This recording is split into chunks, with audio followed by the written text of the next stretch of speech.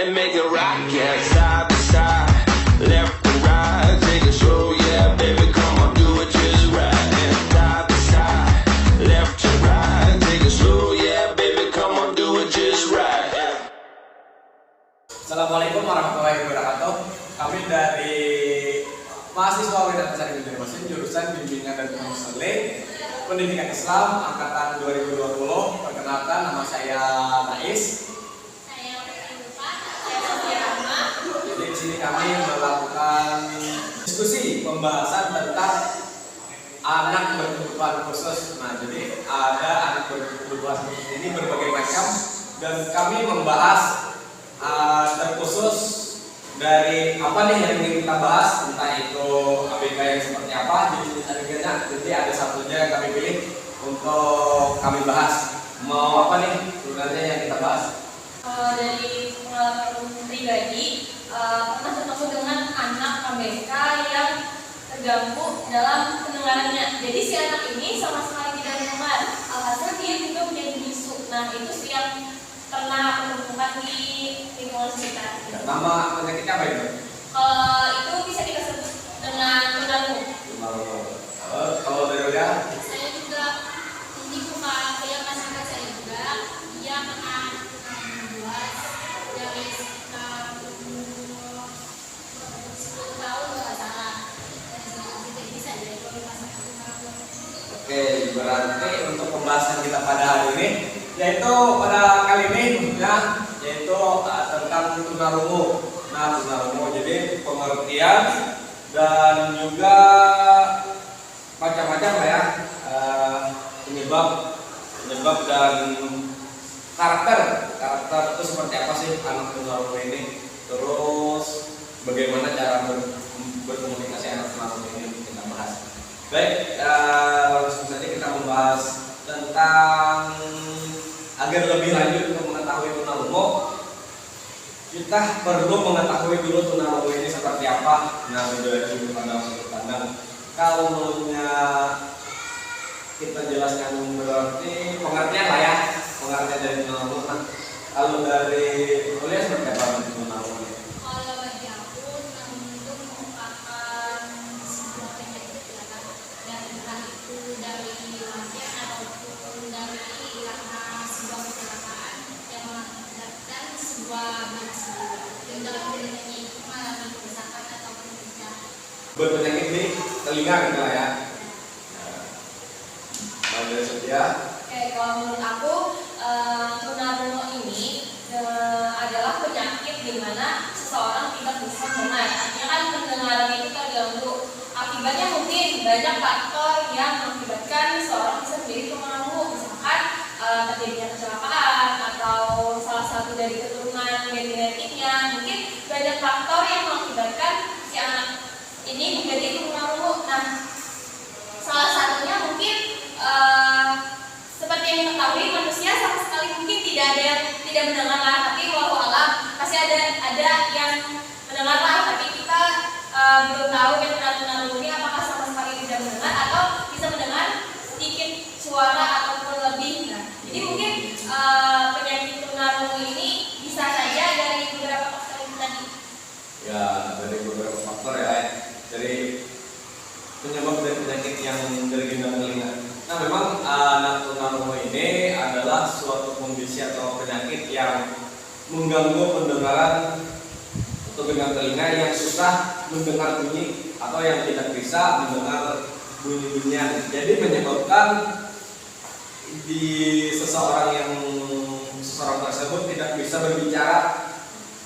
Ya, kembali lagi bersama kami mahasiswa Wedan Pesantren Ibnu Mesin jurusan Bimbingan dan Konseling Pendidikan Islam. Yang membahas apa? Yaitu tentang lanjut membahas tentang cukup basa-basinya ya.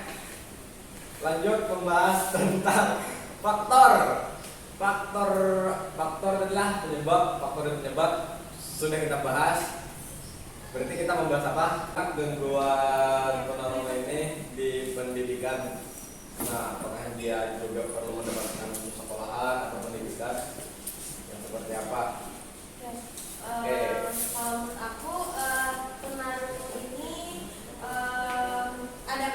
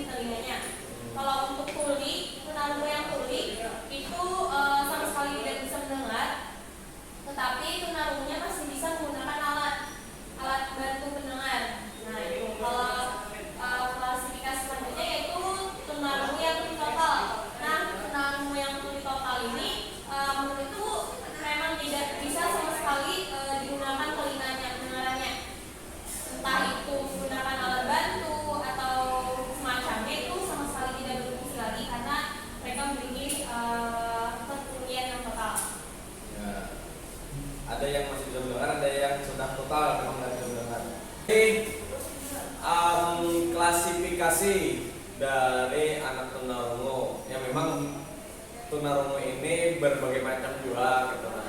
Ada yang masih bisa mendengar dengan harus bunyi yang memang nyaring musiknya atau suara yang nyaring dia baru bisa mendengar. Terus ada juga yang sama sekali tidak bisa mendengar. Nah, tentang itu tadi klasifikasi. Terus kita lanjut ke pendidikan. Nah, pendidikan anak tunarungu ini seperti apa sih? Bagaimana cara mendidik anak tunarungu ini? Mungkin kalau untuk pendidikan tunarungu sendiri itu dibedakan dengan pendidikan biasanya. Biasanya anak tunarungu sendiri itu mempunyai sekolah terkhusus, contohnya seperti sekolah inklusi. Nah, tunarungu sendiri memiliki tempat bersekolah di sekolah inklusi atau SLB yang terdapat di Kota Banjarmasin ini, sehingga anak-anak tunarungu ini mendapat fasilitas yang mencukupi atau memadai ketika dia bersekolah di SLB. Tetapi ketika si tunarungu ini bersekolah di sekolah biasa, itu menjadi kelas inklusi. Nah, pendidikan sekarang mungkin masih banyak sekolah yang tidak melaksanakan sekolah inklusi. Nah, maka dari itu kita sebagai pendidik nantinya atau sebagai konselor perlunya pendampingan terhadap anak tunarungu itu sendiri. Mungkin ketika dia bersekolah, tuntunan belajarnya dibedakan dengan siswa biasa. Kalau siswa biasa tuntunan pelajarannya 1 sampai 10, mungkin kalau untuk anak tunarungu sendiri perlu pengulangan. Mungkin misalkan anak biasanya 1 kali pertemuan, tapi kalau untuk anak tunarungu itu sendiri bisa sampai 3 atau 4 kali pertemuan. Lebih khusus ya, ada pemberian khusus dari guru kepada anak itu. Nah, kalau dari gimana pendidikan dari Abika ini? Di kampung misalkan ada juga nih anak tunarungu nih. Nah, orang tuanya itu kadang harus menyekolahkannya, tapi orang tuanya itu tak menganggap bahwa itu penting pendidikannya. Kayak caranya yaitu mendatangkan guru khusus ke rumah. Jadi guru khusus itulah yang mengajarkan pendidikan kepada sang anak tunarungu ini. Untuk pembelajaran itu kira-kira diketahui seperti apa caranya nih, guru yang seperti apa juga? Nah, sang guru ini dia memberikan pendidikan seperti dia tetap memakai kurikulum juga kurikulum layaknya seperti sekolah inklusi pada umumnya. Nah, itulah yang diajarkan kepada sang anak ini, dan guru itu merupakan sekaligus guru inklusi di sekolah lain. Oh, guru yang memiliki kebisaan lah ya, kebisaan di sekolah lain. Terus si orang tua ini memanggil guru tersebut untuk mendidik anaknya di rumah saja, ada ke sekolahan. Sebenarnya sekolahan itu ada juga lah, gitu, nah, tapi maunya di rumah aja gitu lah. Tergantung orang tua lah ya maksudnya. Nah, tadi ada namanya sekolah inklusi dan SLB lah ya. Terus itulah anak anak yang memiliki tunarungu ini ada sekolahnya bisa juga mendapatkan pendidikan dengan cara entah di sekolah umum yang menerima yang memiliki kelas inklusi tadi. Jadi ketika ada sekolah umum yang memiliki anak berkebutuhan khusus maka disebut dengan sekolah inklusi. Oh, seperti itu teman-teman. Orang tua di sini sangat berperan penting karena kan anak tunarungu itu sendiri tidak hanya kepekaan orang tua, tapi juga kepekaan kita bagaimana kita menyekolahkan anaknya di tempat sekolah yang mana, guru pendidik di dalamnya, atau kita sebagai orang tua bisa memberikan guru pendamping pada si anak itu. Misalkan dari pagi hari sampai sore hari, si anak mendapatkan dampingan nih dari guru pendamping. Kalau untuk di rumah orang tuanya lagi yang menjaga atau merawat si anak itu. Jadi alhasil si anak ini dapat merasakan hal yang sama seperti siswa lainnya yang normal, tidak ada perbedaan antara cara mengajar dan sebagainya. Tetapi mungkin kalau untuk kelas inklusi perlu adanya perbedaan. Tapi kalau untuk di sekolah SLB mungkin saja bisa diterapkan ke semua anak karena kan di sana memang khusus anak-anak istimewa ya. Ya, anak istimewa. Berarti anak tunarungu ini adalah anak yang istimewa ya sebenarnya.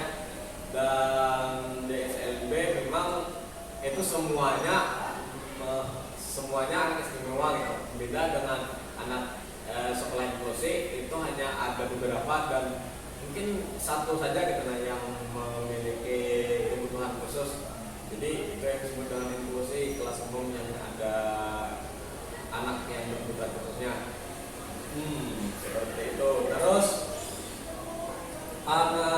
di pendidikan SLB ini ketika di inklusi kan karena dia sendiri ini bagaimana gambaran kalaunya memang berbaur sosialnya di sekolahan.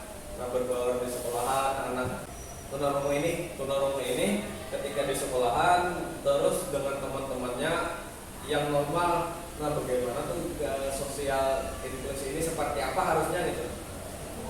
Mungkin kalau dari aku untuk anak tunarungu sendiri ketika dia bersekolah di SLB kan lingkungannya cukup memadai, cukup mendukung dan sama memiliki mungkin keistimewaan masing-masing. Nah, ketika dia berbaur dengan teman-teman di SLB sendiri, dia bisa merasakan hal yang sama dan mendapatkan pendampingan yang sama. Tapi ketika anak tunarungu ini bersekolah di sekolah biasa, itu pasti mendapatkan perbedaan. Apa sih?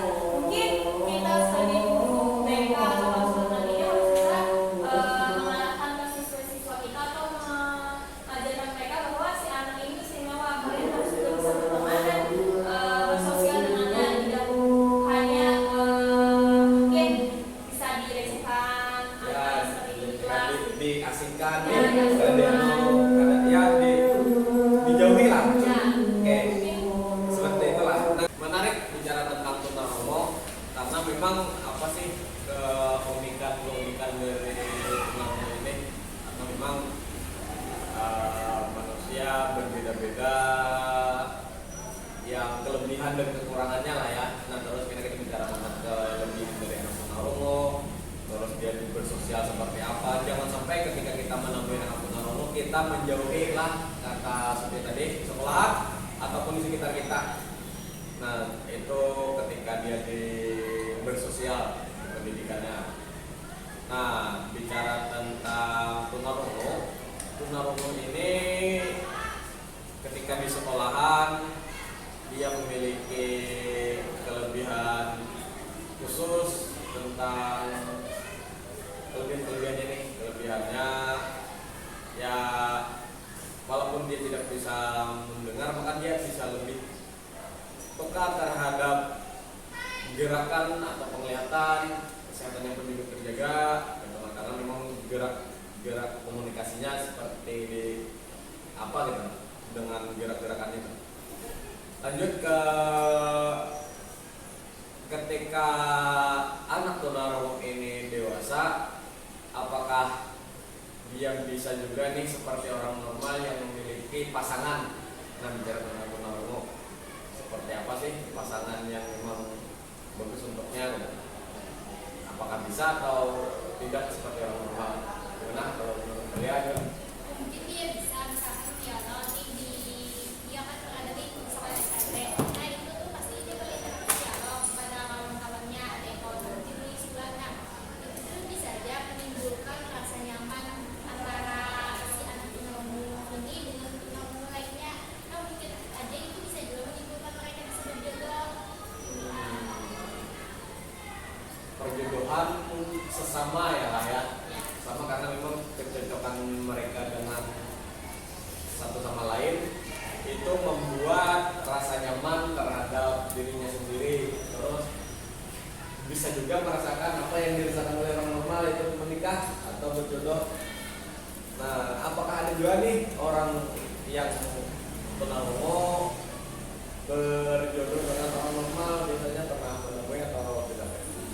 kalau menurut aku tunarungu sendiri kita tidak bisa menjudge bahwa dia sakit karena setiap orang pasti mempunyai keistimewaan dan kelebihan masing-masing. Nah, ketika si anak tunarungu ini pastinya kan juga memiliki kemauan untuk menikah. Seperti yang pernah temukan di YouTube atau di berita, ada seorang anak tunarungu yang sama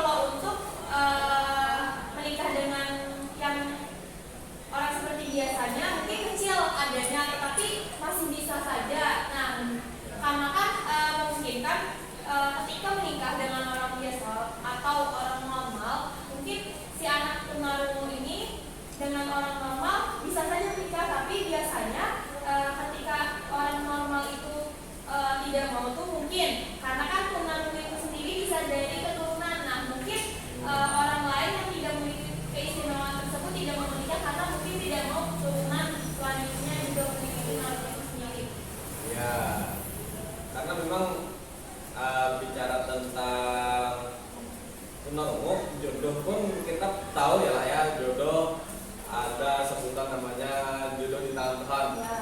Nah, kita tidak tahu jodoh kita itu siapa nantinya gitu.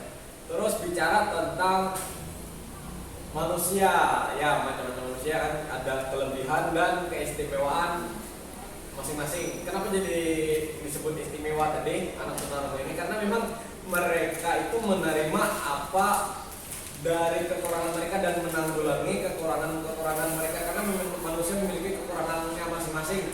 Dan ketika manusia itu menerima dan berdamai dengan kekurangannya, maka itulah disebut dengan keistimewaannya manusia tersebut.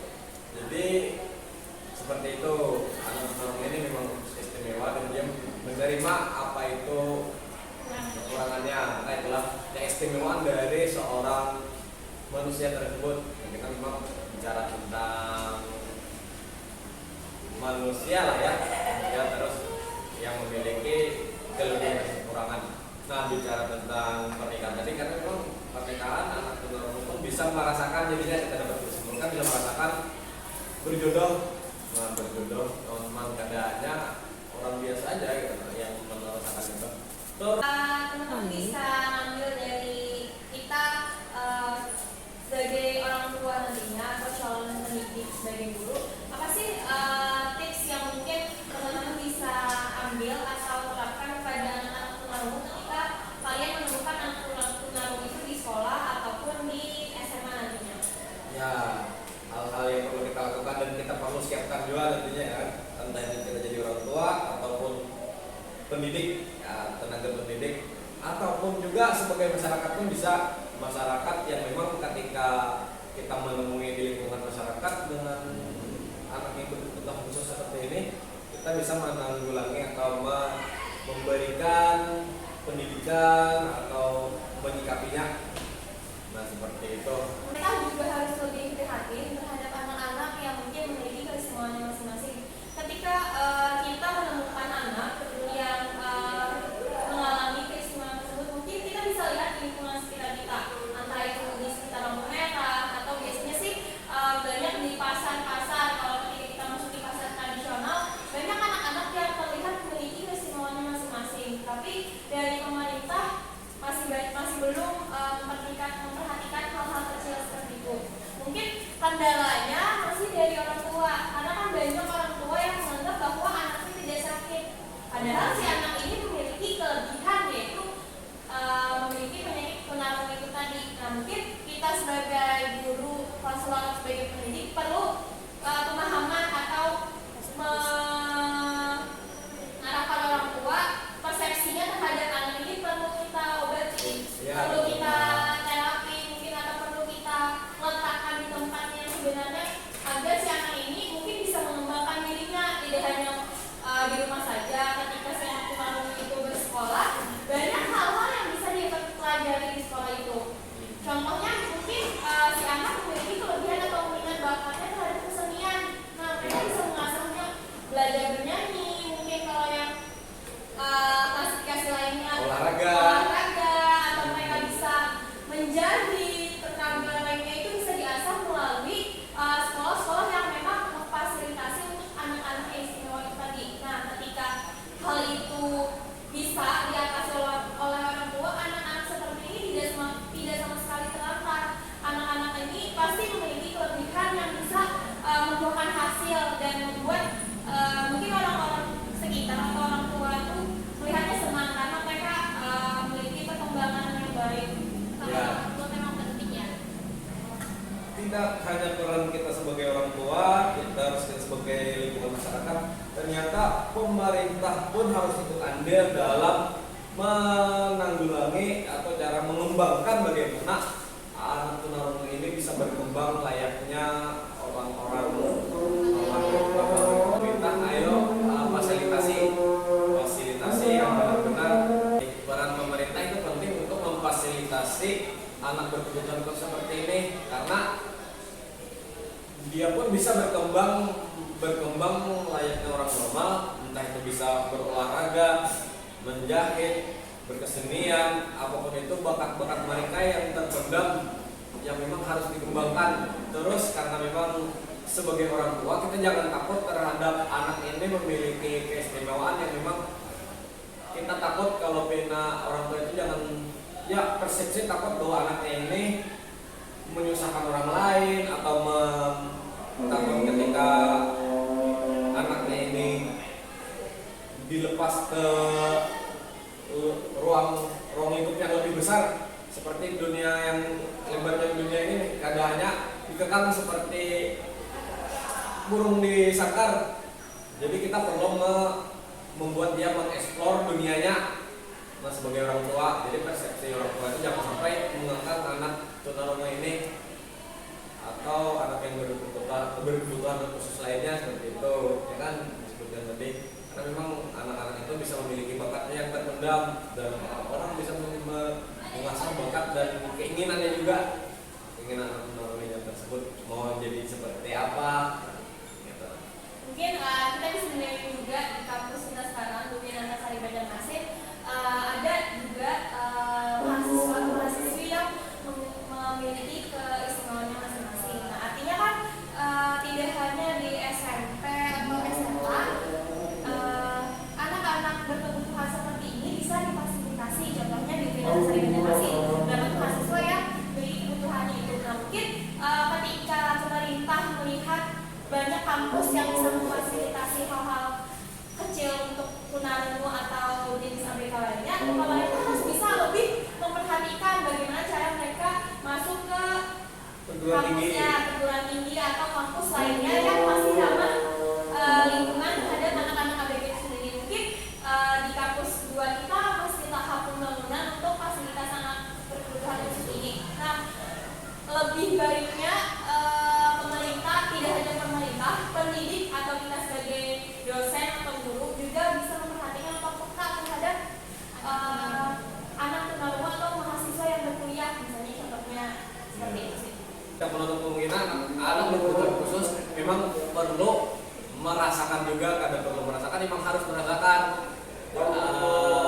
perguruan tinggi. Nah seperti itulah kita sebagai guru pendidik dan pemerintah alangkah baiknya yuk dukung anak berkebutuhan khusus merasakan perguruan tinggi juga kan, karena memang dia juga ingin merasakan perkembangan di dalam dirinya dan mengasah bakat-bakatnya, mengeksplor dunianya sendiri.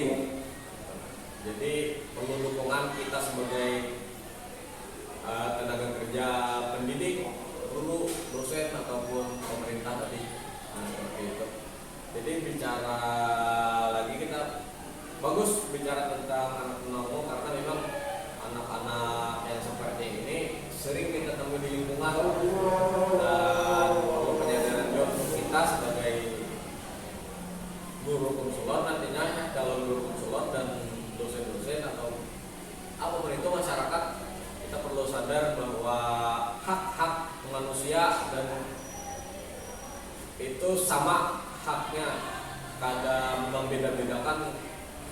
Anak tunarungu pun manusia juga yang memiliki hak. Jadi kita perlu mewujudkan atau memberikan hak-haknya sebagai manusia. Sebenarnya cara komunikasi anak tunarungu ini seperti apa sih? Dia bisa, kalau menurut aku nih, dia itu bisa juga menggunakan bahasa isyarat. Misalkan ada orang yang beberapa yang kayak kurang mengerti ya, dia bisa juga menggunakan bahasa isyarat. Komunikasi dia terhadap lingkungan lah ya. Berarti kita perlu juga nih memahami bahasa isyarat kalau dia ingin berkomunikasi dengan tunarungu atau minta bantuan orang yang sudah paham ya. Jadi seperti itu. Dan Mungkin ketika kita sebagai guru atau konselor nantinya atau memungkinkan sebagai guru pendidik, kita juga harus bisa menguasai bahasa isyarat, menguasai kompetensi yang bisa kita terapkan ke anak tunarungu itu sendiri. Ketika kita sebagai guru atau sebagai pendidik bisa menguasai bahasa isyarat atau menguasai hal-hal yang bisa diartikan oleh anak-anak tunarungu, artinya kan kita sebagai guru juga harus mempersiapkan keprofesionalan apa, hal-hal atau skill-skill apa yang harus bisa kita terapkan ke